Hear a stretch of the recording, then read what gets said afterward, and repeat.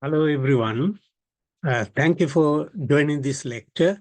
This is the second guest lecture uh, given to this MSc course.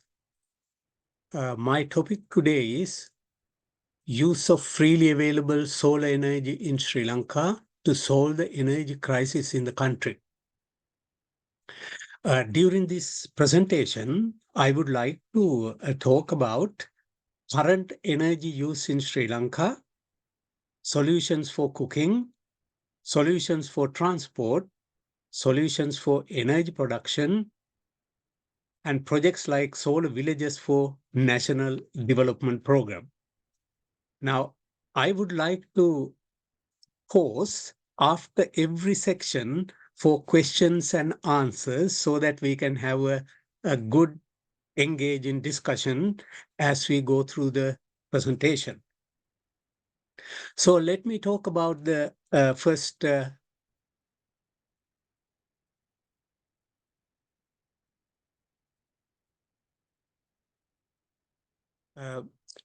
this is my first slide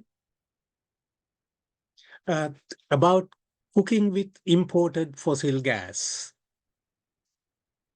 We all know that this is what we use for cooking in our modern homes.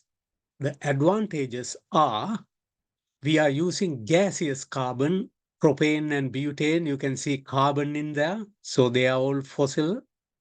Uh, the advantages are clean and easy to use, no or less carbon soot, and very convenient. That is why people are using these gases stored in a tank. What are the disadvantages?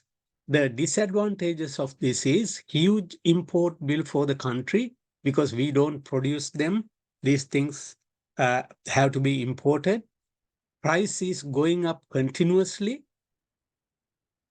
World is working to get away from fossil fuels, hence not affordable and not available in the future.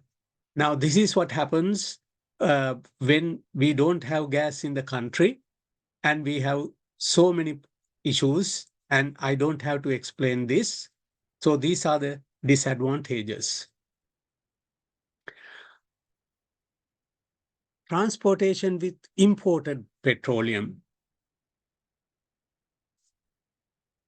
If you take liquid carbon, we import liquid carbon, oil, petrol, diesel. All these have carbon, and these are fossil fuels. What are the disadvantages again? We don't produce any of these in our country. So we have a huge import bill for the country. Price is going up continuously. World is working to get away from fossil fuels. It creates real problems when not available. So these are the problems created when not available in the country. Energy production with imported coal. When we come to solid carbon, we talked about gaseous carbon, liquid carbon, now solid carbon. This is most polluting solid fuel coal. So we import coal to produce energy. So what is the disadvantage? Disadvantages. Again, the huge import bill for the country. Price is going up continuously. World is working to get rid of all these fossil fuels now, create real problems when not available, create health issues due to pollution. So this is the kind of pollution we see because we are pumping a lot of carbon into the atmosphere. It is polluting the atmosphere. And when we don't have this power, we have problems like this. Energy production with indigenous hydropower. Now, I have done this in green because this is a clean technology and also it is indigenous technology, what we have. This is well-established green power in Sri Lanka. you all know engineer Vimala Surendra. He is the father of hydroelectricity in Sri Lanka. He introduced uh, hydroelectricity to the country. You store water in a reservoir and you allow water to flow. So the potential energy converts into kinetic energy, rotates these blades, turbines, and produce electricity and pass it to the national grid. So good fraction of energy is produced using this method in the country. This fraction varies from time to time depending on the rain we have. This method is not saturated yet, and new methods have developed to produce energy using slow flow of water as well. So people have to use it. So we can improve this within the country. And we have many hydro projects around the country. And these are new methods. And we can produce more energy using this indigenous clean energy method. So these are the four methods I have discussed. These are the energy um, production methods. Let us talk about what are the solutions we have for cooking. What are the alternatives? What can we do? So one is use biomass with advanced cookers. Biomass, plenty of biomass in the country because we have, it is a green and lush country. We have firewood. It is coming free of charge, in fact, in villages, but in towns, of course, you have to pay for firewood. What we can do is we can go for these advanced cookers. In traditional cooking, we all know that we use three stones and use firewood, but I think we need to go from there to improve our cooking facilities. These are the new cookers. People have produced new cookers to use wood or wood charcoal in these cookers. Can you see various different kinds of cookers? They all use biomasses, wood here, and then can you see this one? You put biomass here. There's an internal cylinder here and also an external cylinder.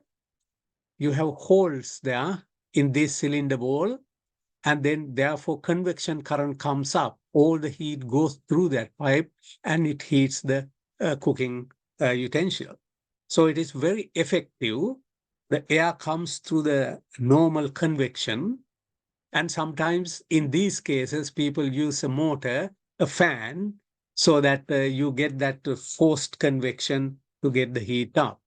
Can you see this kind of cookers? So within the country, a lot of people have made these cookers around the country to improve the cooking efficiency. When we use this, we have some smoke. We can't completely get rid of smoke, some carbon soot, but it is low cost and indigenous technology. So if you look at it, uh, around the country, we use biomass all the time. What we need to do is we need to improve the efficiency of that cooking using these new cookers. So it is a huge opportunity for entrepreneurs in the country. For young people, they can produce new cookers and wood charcoal and market them. More business for people and reduce gas import bills. So this way, if we use this energy, biomass, because it is available, plenty of biomass in the country, and this way we can use that energy for cooking. So we are not stuck to traditional way of cooking, but we are improving with new cookers. So that is one way of doing it. What is the second method? Solution for cooking. Use biogas with available know-how. Biogas is a clean energy method knowledge and experience is within the country. People have been using this for a long time. And there are, in fact, some companies produce them. So this is the reaction chamber. This is the storage. So because of that pressure, you can get biogas. What you do is you put a lot of waste from the kitchen into this or any other vegetation into this. So in the reaction, you get biogas, that is methane and any other gas produced. That is the storage, and that gas is known as the biogas. Some companies make this. Some companies who works with plastics make this in the country. What we need to do is uh, produce these systems in millions with CSR, that is corporate social responsibility, rather than simply focusing on pure profits. What companies should do is produce these in millions and spread it out in the country so that people can use it for a reasonable price. Of course, having a reasonable profit, because without profit, companies cannot survive. This is a huge potential for commercialization throughout the country and for an affordable price. We have these systems. People have been using this biogas in the country for 10, 15 years. But what we haven't done is scaling it up and spreading it out to many families.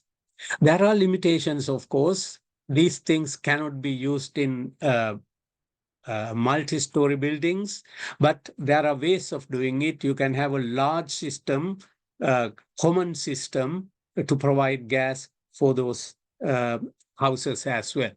So this is an ideal opportunity for entrepreneurs in the country, more business for people, reduce gas queues, and reduce gas import bill of the country. Young researchers should create new companies and start uh, replicating these systems. So these are opportunities. So that is the second solution. What is the third solution? Third solution for cooking is use advanced solar cookers. Our country is blessed with a lot of sunshine. Most advanced solar oven using a lens and a reflector. You have a lens here and a reflector here. These two heat a darkened box to cook several items at the same time. So that is a solar cooker. Young entrepreneurs have a lot of opportunities to develop solar cookers in Sri Lanka. Millions of solar cookers are used around the globe. Why not in sunny Sri Lanka? Because we have enough sun and we should be able to use it. This is the latest solar cooker.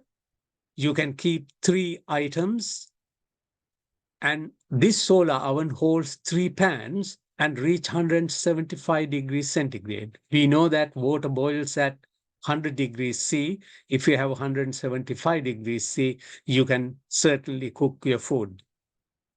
I mean, obviously, if you can cook 3 items, if you can keep 3 items in this box, and that will give a good part of the meal, and you can prepare a salad or something else, and it will be a full meal. I have a link here for a video how to uh, make this solar cooker. Please watch it and prepare one and see yourselves. I think the young entrepreneurs should go into this. It is nothing but a little bit of woodwork, little bit of a mirror fixed here, and a glass box here. It's a darkened box, and that is the latest advanced solar cooker. So we have 3 methods for cooking. Those are the 3 solutions. I will post there for Q&A on solutions for cooking. What I have described here is, rather than depending on imported gas from outside with a huge import bill for the country, we can use three methods. Use biomass, biogas, and solar. So those are the three methods. So I will pause here uh, for you to ask any questions from this section, because we can take section by section. I want you to come up with any simple question. Please remember, simple questions are the most important. So I will pause there for a while. Let us move on. The solutions for transport. At the moment, I mentioned in my second slide, for transport, we import oil, petrol, and diesel. This is where the huge import bill comes in. So in the short term, what can we do? In the short term and medium term, what can we do to reduce this? What are the solutions? Try to reduce use of imported petrol and diesel by locally producing biodiesel and bioethanol. This is an opportunity for young researchers. In Brazil, they use 35% of ethanol. Ethanol is alcohol produced from sugar canes. They mix ethanol with petrol, and that way, 35% is one third of the uh, fossil you need. So we know that within the country, even in villages, people know how to make ethanol, that is kasippu. And we can, rather than filling these kasippu to human machines, we can use them to run vehicles in the country. So that is one method. Second method, introduce electric vehicles as soon as possible. This is what is happening throughout the world. And charge with renewables. Vegas company is doing in Sri Lanka, a charge with renewables, not from the national grid, where they produce energy from burning coals. So electric vehicles is the next. In the United Kingdom, they are introducing electric vehicles in a huge rate. What they are saying is by 2030, that is in 4 or 5 years' time, they are stopping manufacturing of combustion engines, vehicles with combustion engines. So can you see how fast they are introducing? So similarly, in Sri Lanka, they should introduce electric vehicles. That will reduce import bill of the petrol and diesel.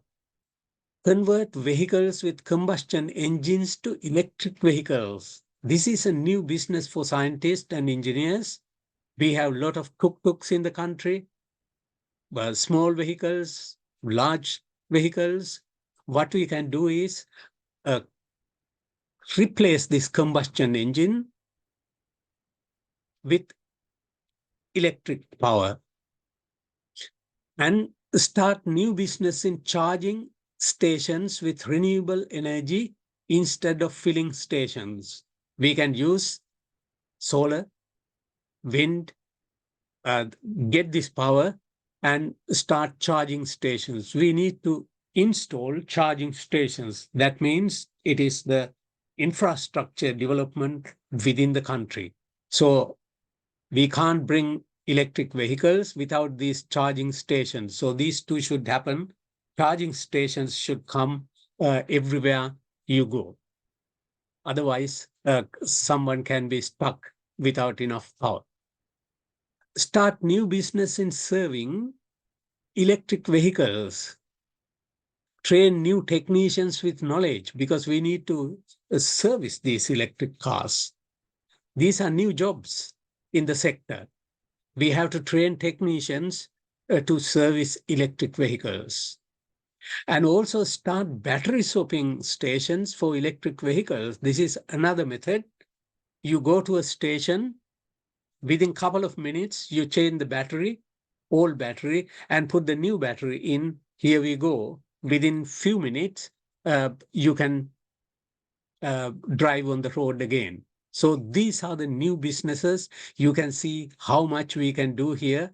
New businesses coming, new opportunities for entrepreneurs. This is short-term and medium-term solutions.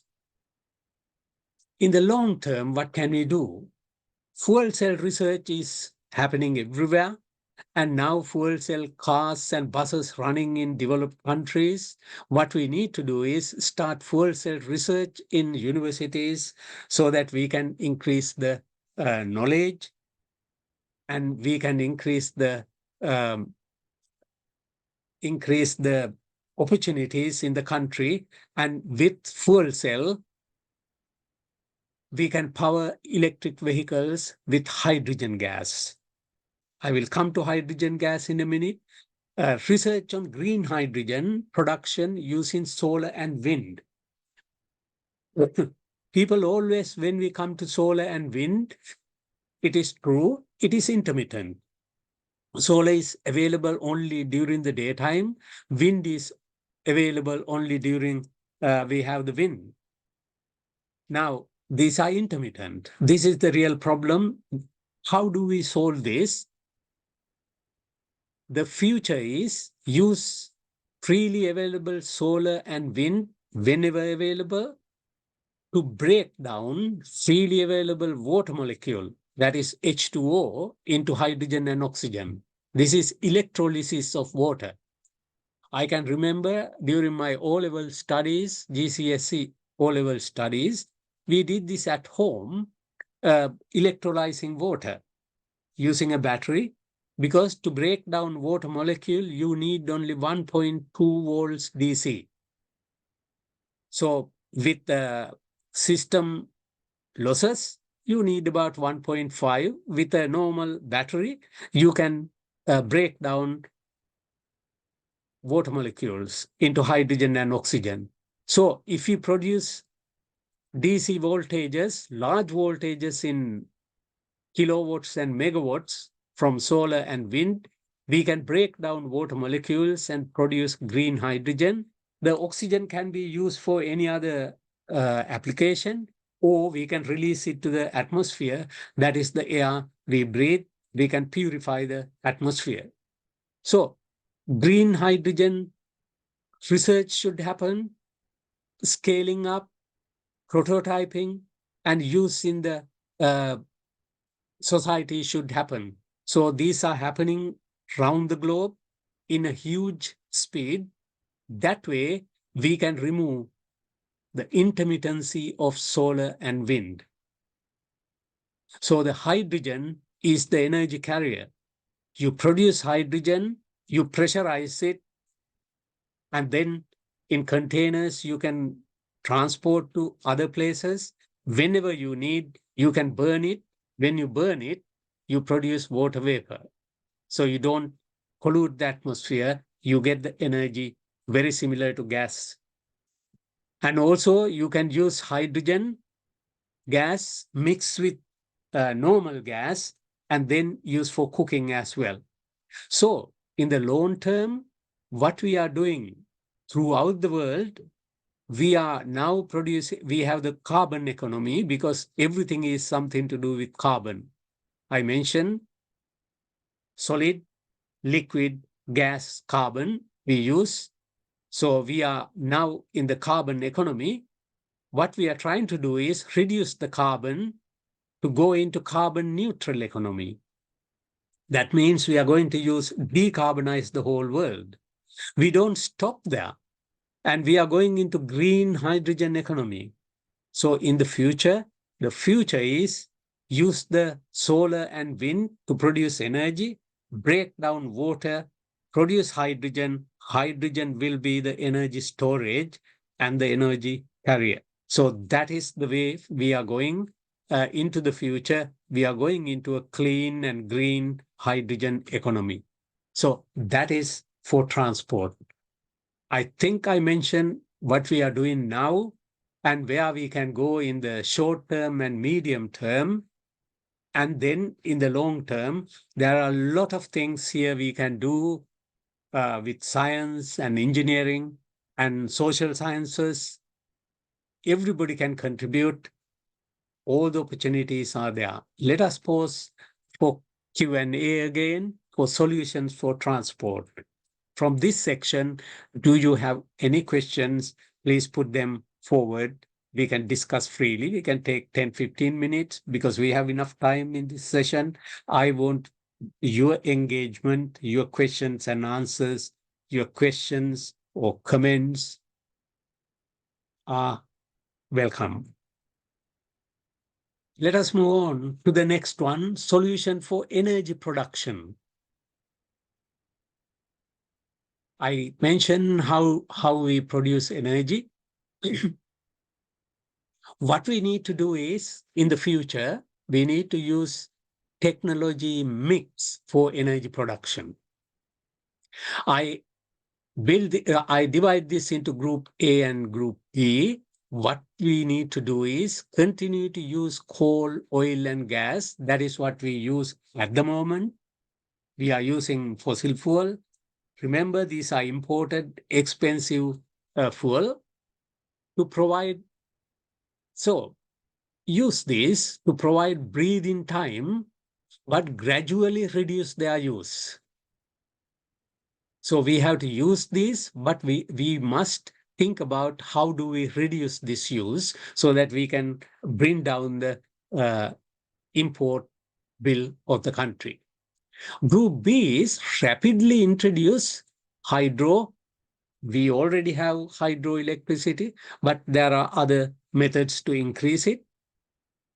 Rapidly introduce solar, wind, biomass, and biogas, and accelerate their use. So these are the energy mix we need. So we can use fossil fuel for the moment. What we can do is accelerate this and slow down this. That way we can produce the energy required. In the medium term, what can we do? Before I go into that, let me say something here. Our energy production capacity in the country is about 4 gigawatts. You know what is gigawatts? 1 gigawatt is 1,000 megawatts. If we take solar only, we have 22 million people in the country. So that means if I divide this by four people in a house, we have 5 million houses. If we take one house out of 5 million, that means 1 million roofs. If we put a 5K, 5 kilowatt solar roof on 1 million roofs, that will produce 5 gigawatts. Can you see the potential? And this is happening in Germany. In Germany, you don't have a lot of sunshine similar to Sri Lanka, but Sri Lanka can be done. There will be some technical issues connecting large number of solar roofs into the national grid, but people have solved it. In UK, even without enough sunshine, we have more than 1 million solar roofs. So why can't we do 1 million solar roofs in Sri Lanka? 1 million solar roofs, 5 kilowatt each, will produce 5 gigawatts. That is more than the capacity we have. So with all these, you can see the potential of these renewables in the country. In the medium term, add other renewables like wave and tidal. These are not well established. They are expensive, but if they come into the society, we can use them because we are surrounded by the sea.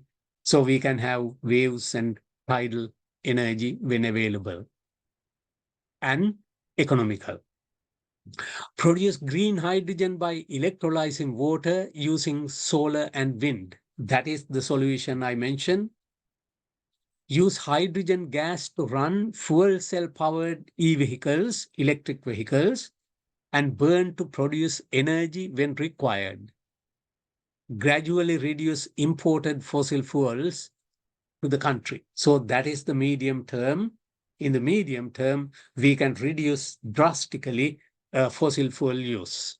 In the long term, completely reduce imported fossil fuels to the country, power the country by renewables, and establish hydrogen economy, country becoming a renewable energy island.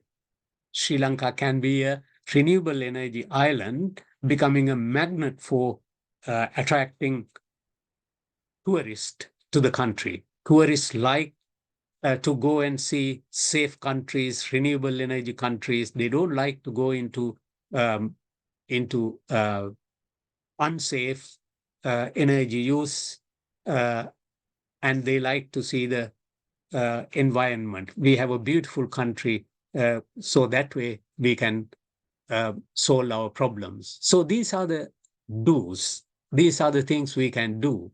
So what are the things we shouldn't do? Solutions for energy production, don'ts.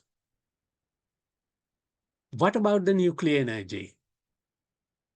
These are the reasons about, these are the facts about nuclear energy. Huge initial cost is necessary. These are into billions of dollars, not suitable for Sri Lankan economy because we cannot afford it. It takes 5 to 10 years for building a power plant, depends on the providing country's expertise. So it takes a long time to build one power plant. Decommissioning of a nuclear plant is many times longer than the building time period and the cost. Cost may be 5, 6 times than the commissioning cost. In UK, they are now decommissioning one. They are scratching their heads. They say it takes about 30 years, 3 times the building time, and also the cost is going to go through the roof. It is going to be 5, 6 times the commissioning cost. So we need to think about this. Nuclear waste is a real issue. We have to manage continuously in the future. Please remember, in Sri Lanka, our system cannot even manage the domestic waste on the roads. How can we manage dangerous radioactive nuclear waste? Can we manage a nuclear accident? We know there were so many accidents around the globe, Chernobyl, in Japan, and many more. If we have a small island, lot of people, population density is very high. If one accident happens, where do the people go? It is okay for a country like Russia or China. They have huge lands, and if they have an accident, they can move the population to other places, but not in Sri Lanka. Nuclear is okay for developed and large countries, but not suitable for Sri Lanka. An island, we are an island nation, so nuclear power is not a clean energy either because it produces a lot of uh, carbon dioxide during the commissioning, during the decommissioning, so it is not clean. What about the second one? Geothermal energy. People think about geothermal energy. We have 1 or 2 people done PhDs in geothermal, talking about geothermal. What are the facts? Initial cost is high. Again, in billions, can Sri Lanka economy afford this? That is a question. This method produces renewable energy, yes, although there will be some emissions during the building of the power plant. What it does is it pumps pressurized water into the earth crust, get heated, produce steam, get the steam, and run turbines, produce electricity, and pass it to the national grid. That is what's happening. But this method has been tried in different countries. In Switzerland, in Basel in Switzerland, They abandoned the geothermal power plant project due to a series of earthquakes. Please remember, this is the earth crust. You are pumping pressurized water into the earth crust. So these crusts are sitting on top of each other. If you produce, remember, uh, the water, if you take 1 cubic centimeter, it produces about 2,000 times. The volume is about 1,783 or something. 2,000 times. So it expands. And can you see that loosen the plates and it can cause earthquakes, earth tremors.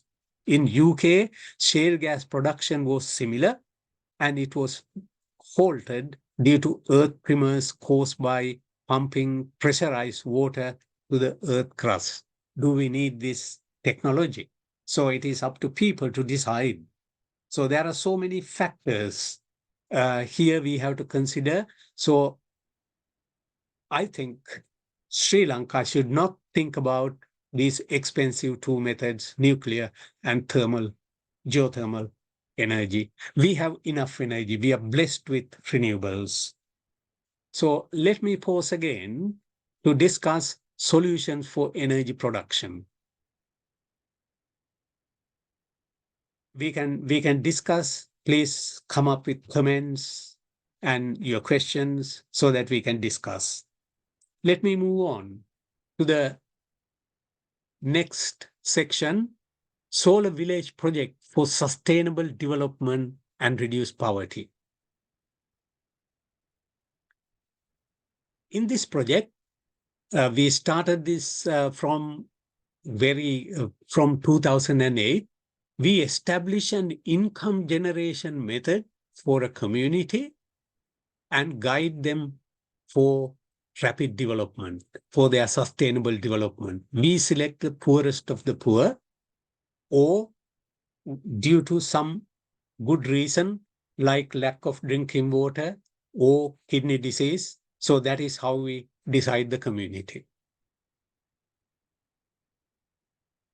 So these are the income generation methods. We install a solar roof, connect it to the national grid, and get a regular income to the village community. And in this case, the second method, instead of burning diesel, we use solar power water pumping. And that way, we don't have to buy imported and expensive diesel. We use solar power to pump water. The users pay the water bills. That income is saved in the village. So these are the kind of projects we are doing. So what we do is we establish a VDC, Village Development Committee, with full transparency. So we allow VDC to manage this income with full transparency, which means without corruption. Our country is in this situation because of corruption. With corruption, we cannot develop the country. So we have to train people to do things in full transparency without corruption at all. And we introduce other development projects to the community because they have a regular income generation. And we ask them to uh, develop various things. There are school, there are library, there are children, a bright child who cannot go ahead due to economic reasons, they can support them. So this kind of projects. And also, we have established 5 large solar villages in Sri Lanka with about 1,000 inhabitants in each village cluster. The growing and revolving income generated is used to develop the nursery, school, and the library. So that way, we improve the education and the facilities within the community. Some villages use these funds for microcredit loans. enhancing their development and income. You know that microcredits came through Professor Yunus Muhammad from Bangladesh. Now he is the prime minister at 84 to save that country because he is the father of microcredits and he developed poor people.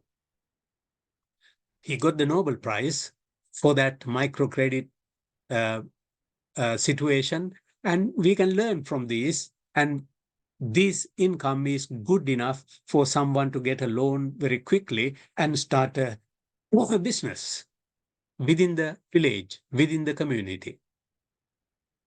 This project fulfills 13 out of 17 UN Sustainable Development Goals. And we have recently opened a GoFundMe platform to raise funds. So this is the link for that. You can visit and see. Each 5,000 pound raised allow us to establish a new solar village in Sri Lanka. We don't give everything free. We need something like this. It's about uh, 2 million rupees, Sri Lankan rupees. And with that, we can establish one like this,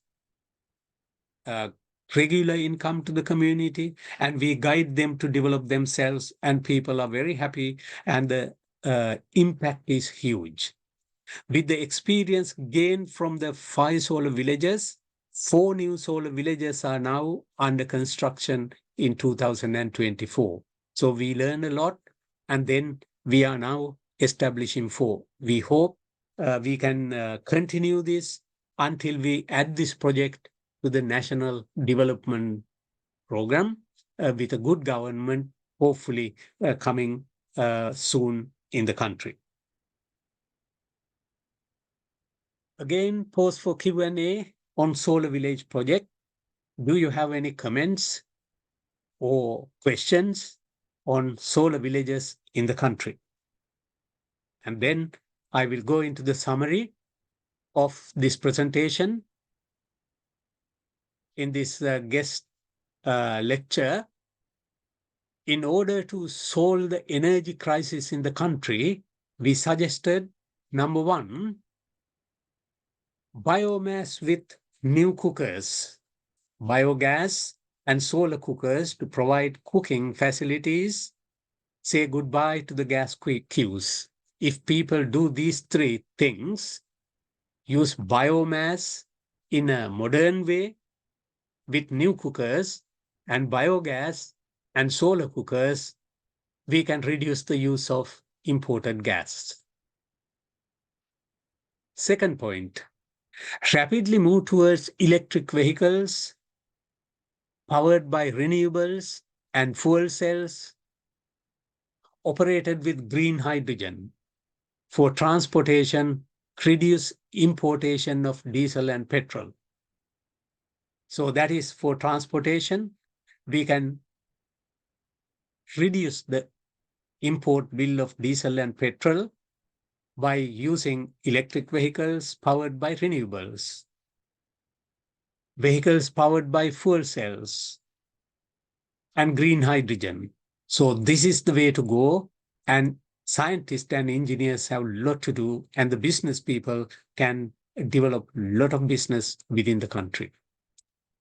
And in energy production, use an energy mix.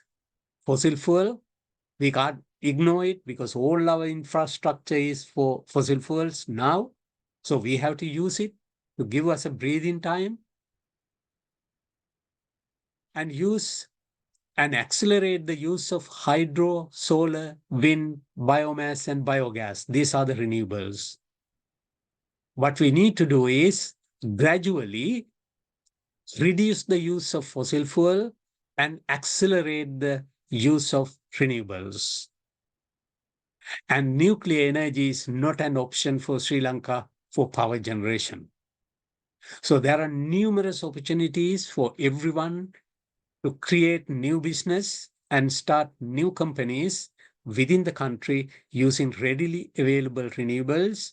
You all are, there are 150 MSc students in this cohort. You are the right people. You can contribute to all these. You are the right people with the right knowledge. and go and do in any of these areas where you are interested, and you can thrive. Your family will develop, your village or the town will develop, and the country will develop. I will say good luck at this stage. And my thank you slide is this. Before I say thank you, harvest the sun. This is our sun. Harvest the sun by using renewables, because all the renewables come from the sun's energy. To save the planet, this is our beautiful planet. Help the poor and secure our future. Every global citizen has a great opportunity to contribute to this noble effort. I will say thank you here and good luck, and thank you for listening.